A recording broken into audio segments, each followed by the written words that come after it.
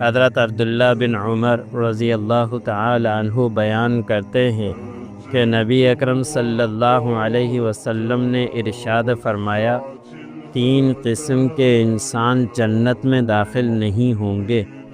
Number 1، والدین کی نافرمانی کرنے والا شخص۔ نمبر 2، ہمیشہ شراب پینے والا مسلمان۔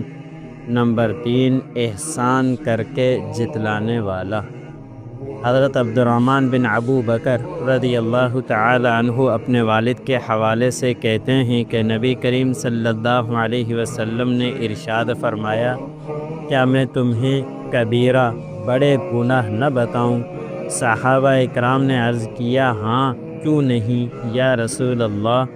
آپ صلی اللہ علیہ وسلم نے ارشاد فرمایا، اللہ تعالیٰ کے ساتھ کسی کو شریک ٹھہرانا اور ماں باپ کی نافرمانی کرنا یہ بڑے گناہوں میں سے ہیں۔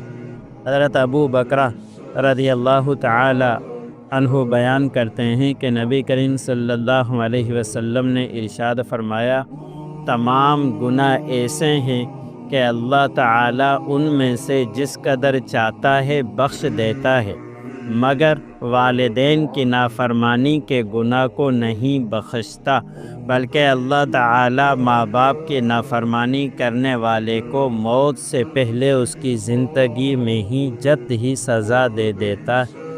اللہ عمل کرنے